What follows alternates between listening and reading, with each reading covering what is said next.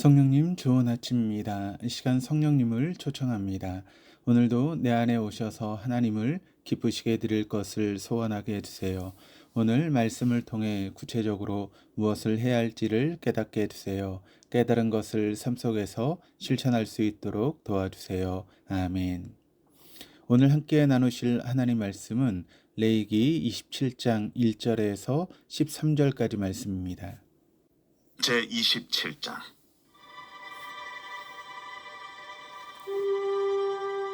여호와께서 모세에게 말씀하여 이르시되 이스라엘 자손에게 말하여 이르라.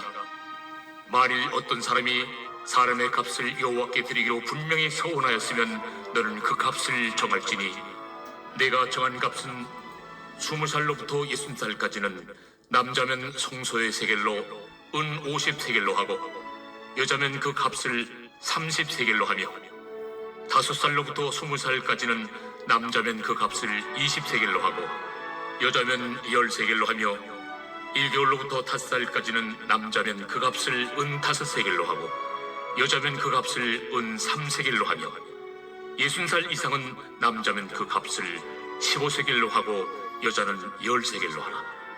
그러나 소원자가 가난하여 내가 정한 값을 감당하지 못하겠으면 그를 제사장 앞으로 데리고 갈 것이요 제사장은 그 값을 정하되 그 소원자의 형편대로 값을 정할지니라. 사람이 소원하는 예물로 여호와께 드리는 것이 가축이면 여호와께 드릴 때는 다 거룩하니 그것을 변경하여 우열간 바꾸지 못할 것이요 혹 가축으로 가축을 바꾸면 둘 다 거룩할 것이며 부정하여 여호와께 예물로 드리지 못할 가축이면 그 가축을 제사장 앞으로 끌어갈 것이요 제사장은 우열간의 값을 정할지니 그 값이 제사장의 정한 대로 될 것이며 만일 그가 그것을 물으려면 내가 정한 값에 그 5분의 1을 더할지니라.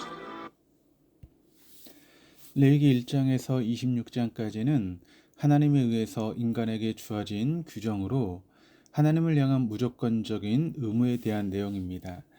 반면에 27장은 하나님을 향한 인간의 자발적인 신앙 고백의 방법으로 사람의 봉헌에 관한 서원 규례와 가축을 바치는 경우에 대한 규례입니다.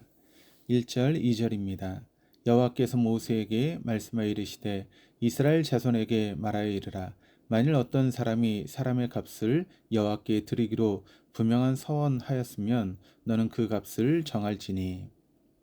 서원이라고 하는 단어는 맹세하다, 다짐하다, 헌신하다라고 하는 뜻에서 파생된 단어입니다. 하나님을 기쁘시게 하려는 의도에서 사람이 자발적으로 무엇을 바치거나 헌신할 것을 약속하는 행위입니다. 한편 내가 하나님께 서원하였거든 갚기를 더디하지 말라. 하나님은 우매한 자들을 기뻐하지 아니하시나니 서원한 것을 갚으라. 서원하고 갚지 아니하는 것보다 서원하지 아니하는 것이 더 나으니. 이 전도서 5장의 말씀과 같이 서원을 하지 않는 것은 결코 죄가 되지 않습니다. 그러나 서원을 했을 경우에는 반드시 지켜야 했습니다. 그리고 만약 서원한 것을 성실히 지키지 못했을 때는 그에 따른 속죄제를 여호와께 드려야 했는데 이러한 서원의 대상은 주로 사람, 가축, 가옥, 토지 등이었습니다. 사람이 자기 스스로 하나님께 기쁨이 되는 삶을 살겠다라고 자신을 일평생 드리기로 맹세할 수 있습니다. 또는 부모가 대신 자녀를 하나님께 드리는 경우도 있습니다. 사무엘은 태어나기 전에 어머니 한나에 의해서 평생 성소에서 봉사하도록 드려졌습니다. 이와 같이 여호와께 속하기로 맹세한 사람들은 하나님의 특별한 종이 되어 성막에서 봉사했습니다. 그러나 성막에는 이미 제사장과 레위인들이 봉사하고 있었기 때문에 서원한 사람들은 모세가 정해준 가치에 따라 자신이 감당하기로 했던 사역에 상당하는 값을 지불하고 그 일에서 면제되었습니다. 하나님께서 모세에게 예물의 가치를 책정하라고 하는 명령을 내리셨습니다. 예물의 가치는 세겔로 책정되었습니다. 당시 사회에서는 은이나 금을 달아서 돈의 가치를 대신하여 지불하였는데 성소의 세겔은 화폐의 액면가가 아니라 무게의 단위였습니다. 한 세길의 무게를 정확히 알 수는 없지만 일반 세길의 무게는 대략 11.4g이며 성소의 세길은 이보다 5분의 1가량 더 무거웠던 것으로 추정하고 있습니다. 서원 예물로 정해진 값은 나이에 따라 다르게 책정되었습니다. 20세에서 60세까지 남자는 은 50세겔, 여자는 30세겔로 정해졌습니다. 5세에서 20세까지 남자는 은 20세겔, 여자는 10세겔로 정해졌습니다. 1개월에서 5세까지 남자는 은 5세겔, 여자는 3세겔로 정해졌습니다. 60세 이상 남자는 은 15세겔로, 여자는 10세겔로 정해졌습니다. 다시 고대 근동 지역의 노동자의 4일 품삯이 일반 세겔로 대략 은 한 세겔이었던 것을 감안하면 3절에서 7절에 나오는 세겔의 값은 일반 사람들이 감당하기 힘겨운 액수였던 것으로 보입니다. 그리고 인간의 가치를 나이를 기준으로 그 사람이 지닌 노동력에 근거하여 결정하였음을 볼 수 있습니다. 이렇게 책정된 속정금은 성전 유리비와 수리비 등에 사용되었습니다. 당시 이스라엘은 문화적으로 남자의 가치가 더 존중되던 사회였습니다.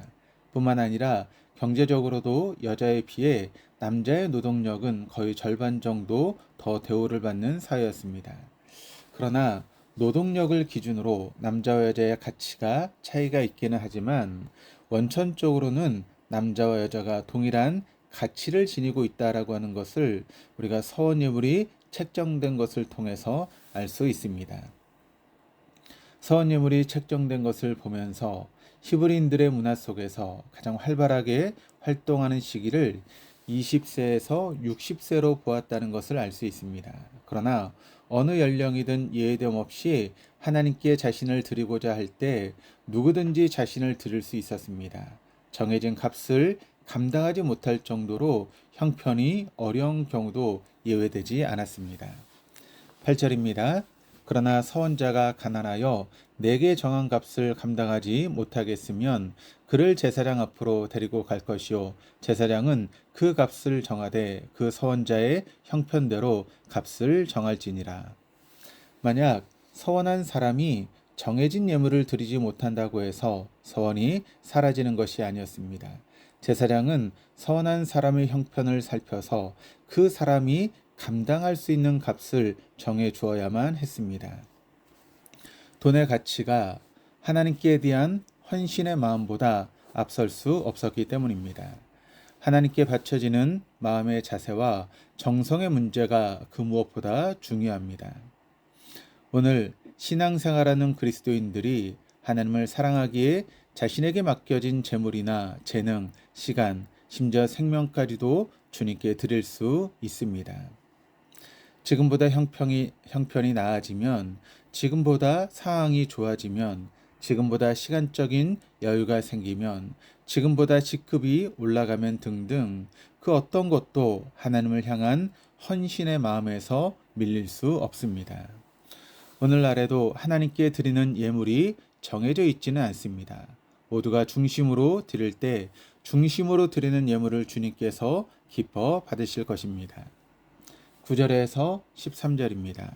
사람이 서원하는 예물로 여호와께 드리는 것이 가축이면 여호와께 드릴 때는 다 거룩하니 그것을 변경하여 우열간 바꾸지 못할 것이요 혹 가축으로 가축을 바꾸면 둘 다 거룩할 것이며 부정하여 여호와께 예물로 드리지 못할 가축이면 그 가축을 제사장 앞으로 끌어갈 것이요 제사장은 우열간의 값을 정할지니 그 값이 제사장의 정한 대로 될 것이며 만일 그가 그것을 물으려면 내가 정한 값에 그 5분의 1을 더할지니라.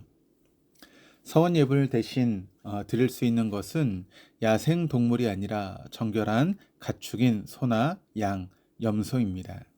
가축을 예물로 드리기로 맹세한 사람은 자신이 드릴 특정한 예물의 종류를 미리 말해야만 했는데 이것이 일반적인 절차였습니다. 그리고 한 번 드리기로 맹세한 것은 후에 다른 것으로 바꿀 수 없었습니다. 최상급이 아닌 가축을 드리려고 했다가 후에 좋은 것으로 드리는 것은 자기를 과시하는 외식이 될 수 있기 때문이었습니다. 반대로 좋은 것으로 드리려고 했다가 나중에 못한 것으로 바꾸어 드리는 것은 헌신의 의미를 무가치한 것으로 만들기 때문에 처음 맹세한 대로 드리도록 규정하였습니다. 9절 말씀에 여호와께 드릴 때 가축이 거룩하다라고 하신 말씀은 가축을 드리겠다라고 서원했다고 해서 그 가축이 거룩해지는 것이 아니라 하나님께 드리는 시점에 하나님의 것으로 구별된다라고 하는 말씀입니다. 또 10절 말씀에 가축으로 가축을 바꾸면 둘 다 거룩할 것이라고 하는 의미는 둘 다 세속적인 목적으로 사용할 수 없게 되었으니 모두 하나님께 바쳐야 한다라고 하는 의미입니다. 예물을 바꾸려고 하는 사람이 일반적으로 의도했던 것과 달리 오히려 경제적인 부담을 더 갖게 되는 상황이지만 서원한 예물은 절대 바꾸지 말라는 명령을 강조하기 위한 말씀입니다. 가축이 부정하여 예물로 드리기에 적절하지 않은 경우는 제사장에게 가져가야 했습니다. 가축이 부정한 경우는 눈이 멀었거나 상하거나 배임을 당한 것 또는 종기가 있는 것으로 온전하지 못한 것 역시 하나님께 바칠 수 없었습니다. 제사장은 부정한 가축을 살펴본 후 가축의 가치를 미리 매겨 놓아야 했습니다. 하나님께서 제사장에게 가축의 우열을 따라 가격을 매기는 권한을 주신 것은 가축의 가격이 시대에 따라 변할 수 있기 때문인 것으로 여겨집니다. 만약 가축의 소유자가 가축을 무르기를 원할 경우 제사장이 정해놓은 값에서 5분의 1을 더한 보상가로 지불해야 했습니다. 원래 5분의 1을 더하는 것은 남의 소유를 범했을 때 주어지는 벌칙이었습니다. 하나님께서 원하시는 것은 온전하게 구별된 것을 바치기를 원하십니다. 말라기 1장 13절에서 14절 말씀입니다.